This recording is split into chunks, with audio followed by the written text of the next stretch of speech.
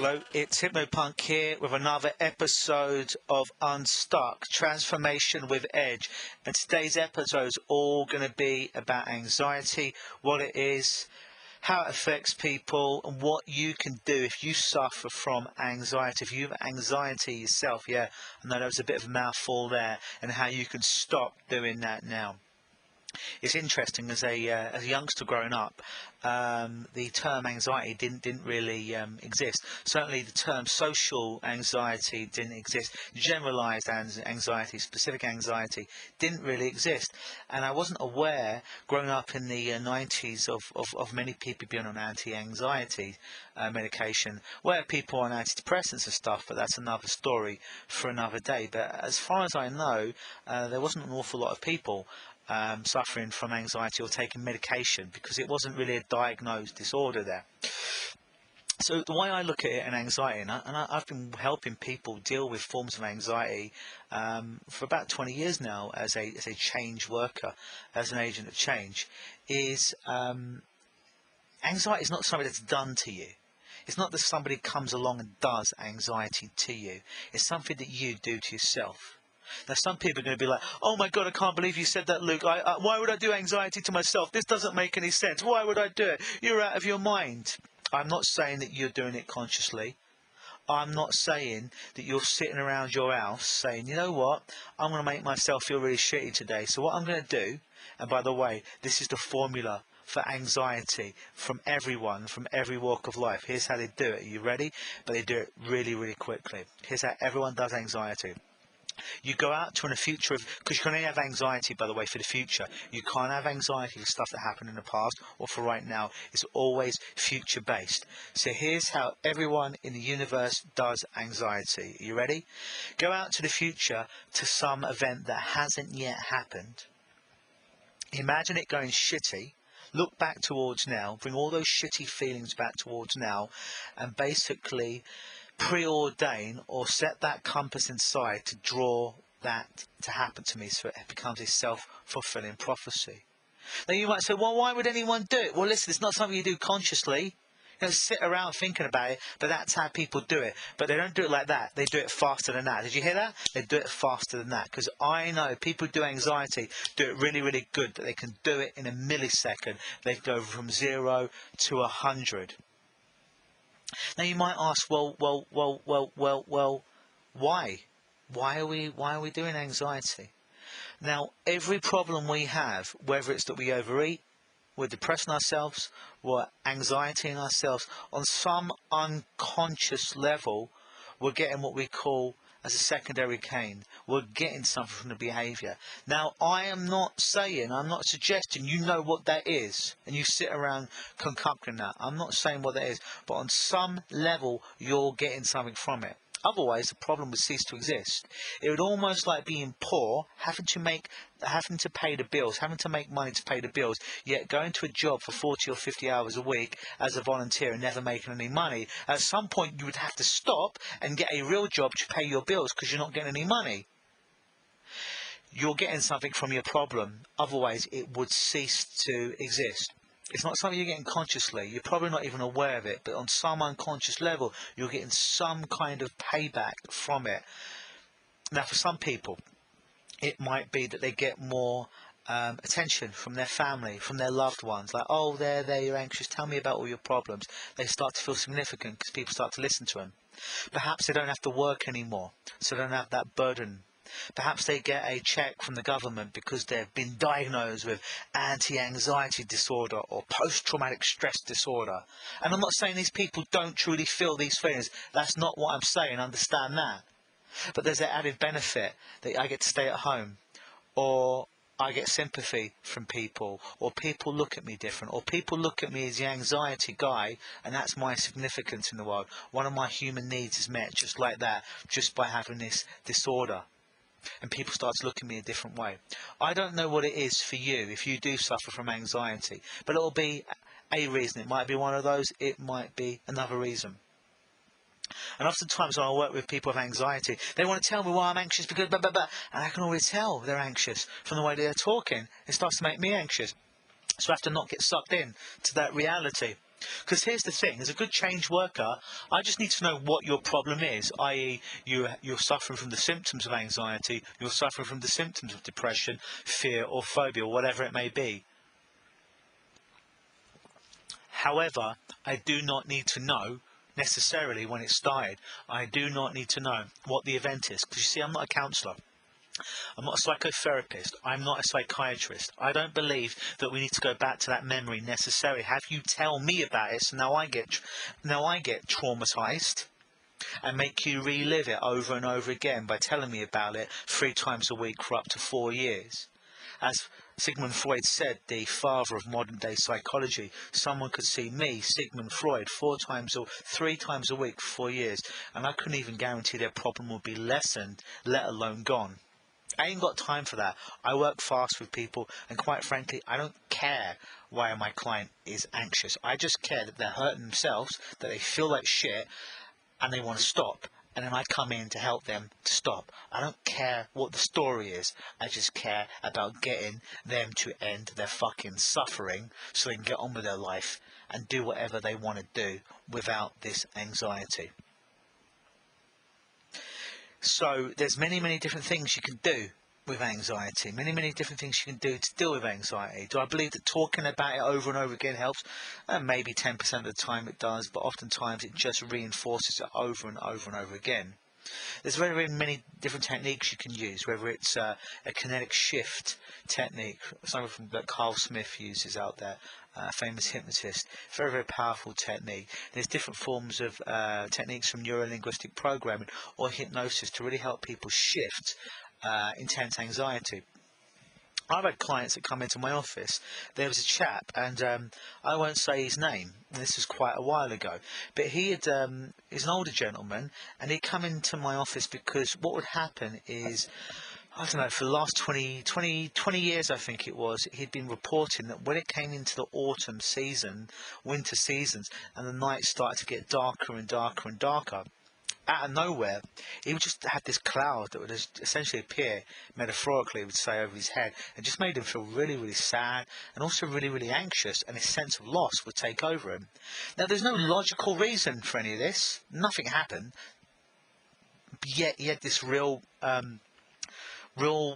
bad feeling of anxiety and depression all mixed into one. And his doctors had given him some medication, and as long as he used the medication, he was on a nice, nice clean path. But the problem is, he didn't want to take medication for the rest of his life. He'd been on it way too long, and it was affecting him quite frankly sexually. He couldn't get it up anymore, and he just didn't want to rely on medication. So he came to see me, and I don't never work with clients on medication, because obviously I'm not a medical doctor, and I am not here to disperse medical advice in any way, shape or form. But I asked him to discuss it with his doctor, and his doctor was happy to start to reduce his anxiety medication.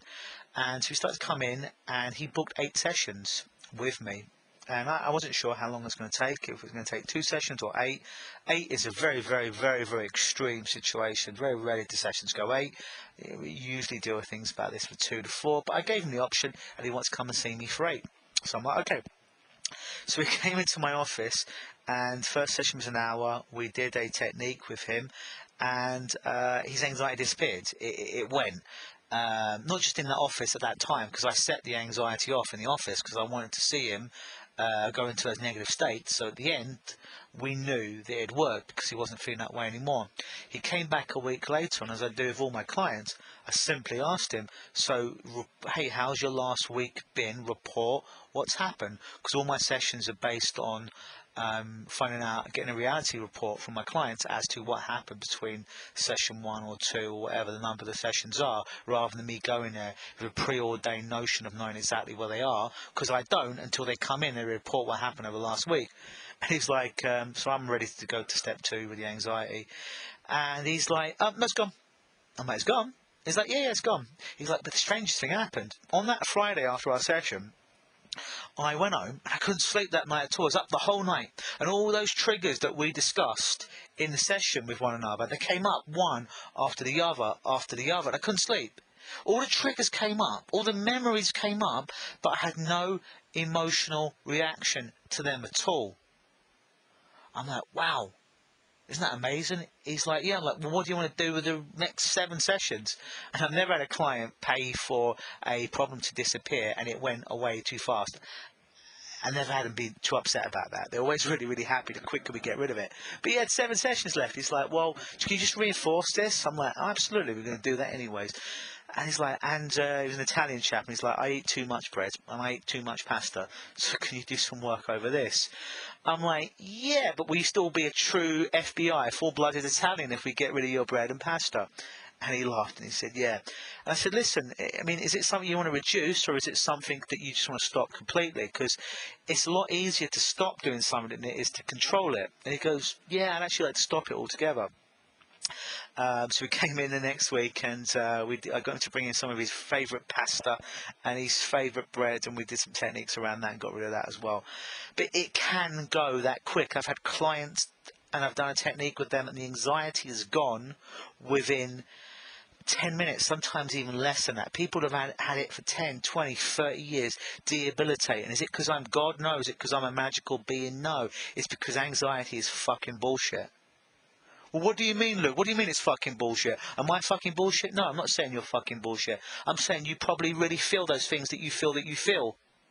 But what I'm saying is it's bullshit, is it doesn't exist. And what I mean by that is you can only have anxiety for things that haven't happened in the future. And the very fact that they haven't actually happened means you're projecting rather rapidly, faster than the milliseconds into the future, of something shitty happening automatically. But it hasn't happened, and it doesn't necessarily have to happen. And that's what I mean by bullshit. It's just you've learned a very fast way to get yourself emotional about something. And you do it really, really well. The anxiety sufferer does it really, really fucking well. Super, super, super fast. But my job as a change expert is to actually go in there and to basically, if you think of that program that's running like a malware in your computer, if anxiety is like a malware, like a virus that you're running in your mind, is essentially to get that disk, that CD, of that program that's in your mind, and essentially get a bunch of keys and scratch that CD up. And then what happens when you scratch a CD up and you try and play it again? It doesn't play the same way anymore. It skips tracks, it skips songs, it can't repeat. The processor on your computer can't process, can't read the information the same, which means the program can't run the same anymore. That's essentially what I do when it comes to helping people do anxiety. Because here's the thing, you never have to feel anxiety about anything. Because you see, inbuilt into all of us through evolution is a thing called the fight, flight or freeze response. Whether you think about it or not, it's always there, and it's always in everyone. It's like if you're walking down the street and suddenly you're crossing the road and a car just comes out of nowhere and it starts to come down that street. Automatically you'll probably jump forward or back. You didn't need to think about it because 5 seconds ago you didn't know that car was going to happen. You didn't have the time to fear it. It just happened. You heard the car, you heard the car's tyres, and you just jumped forward or back so you didn't get killed or hit by that car. That happened automatically. You didn't have to spend 10 years worrying about that one day that maybe in the future a car will spin or buzz around the corner way too fast and try and kill me. Your protective mechanisms inside, fight, flight or freeze, that will give you an increased amount of speed, power, strength, resilience, stamina in that very moment to enable you to get out of danger. It's in all of us. It's in all of us. So playing a game of anxiety of going to the future and imagine things going shitty, even though you do it rapidly, very quickly, and you don't do it consciously, doesn't actually help you at all. It does not prepare you. By thinking of the worst thing that happens and dwelling in it, doesn't make it less likely to happen. It actually makes it more likely to happen because you start to rehearse it in your mind.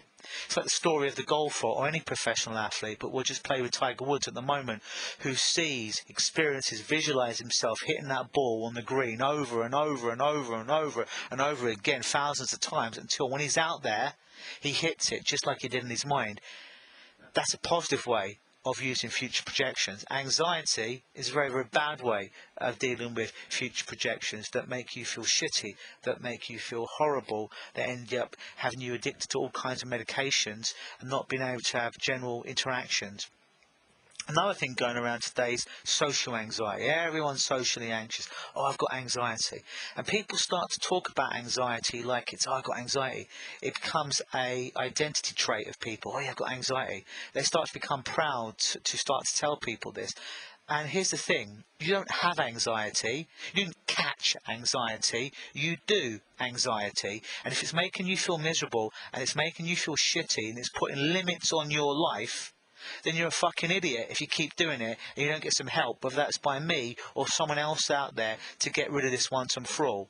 It's not a badge to wear to be proud of, I've got anxiety, so I get to fit into the anxiety club, the anxiety self-help group. No, it's a shitty program that you run inside your head that's putting limits on your life and making you feel fucking miserable and putting your heart and lungs under way too much stress and your adrenal glands. Stop it. Just fucking stop it. You do not need this. You have fight, flight or freeze. It's there inside each and every one of us. Whether you knew it or you didn't, whether you accept it or you don't, it just happens to be science. But anxiety is shitty and it doesn't help you. There's a thing called PTSD, post-traumatic stress disorder. Everything's a disorder now. Anything that a psychiatrist can give a label to, they will. So then they can give you medication to it. That doesn't alleviate the problems.